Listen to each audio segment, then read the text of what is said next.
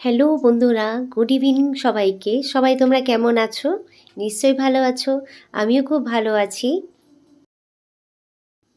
আমরা আছি এখন যাদবপুর স্টেশন।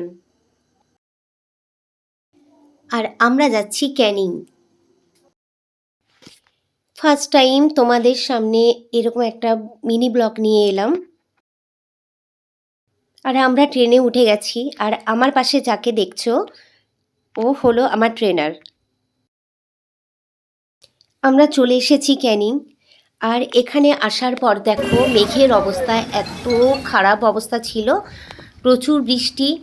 ক্যানিংয়ে নামার পর ক্যানিং থেকে আমরা যে জায়গাটায় গেছিলাম সেই জায়গাটা 1 ঘন্টা 20 মিনিট আমাদের টাইম লেগেছে অটোতে। ওখান থেকে ওখানে নামার পর শুনলাম আমাদের আবার খেয়া পার হয়ে ওপারে যেতে হবে।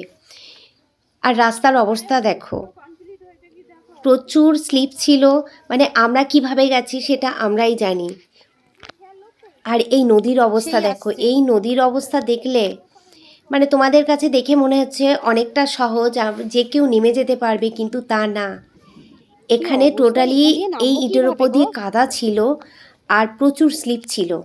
কিভাবে নামবো এখান থেকে? আর দেখতে পাচ্ছ যে এখানে যেই দড়িটা লাগানো আছে, এই দড়ি ধরে ধরে আমরা নেমেছি এবং ওই নৌকা পার করছে ওপারে দড়ি ধরে ধরে। কেমন একটা না মজার বিষয়, খুব ভালো লেগেছে। খুব ভয় করছিল কিন্তু খুব ভালো লেগেছে। তো আমরা অবশেষে গিয়ে পৌঁছালাম। জায়গাটার নাম ছিল মৈতি চক। আর এখানে গিয়ে দেখি বিয়েবাড়ির মণ্ডপটাকে সাজানো হয়েছিল, তো একটু ভিডিও করে নিলাম।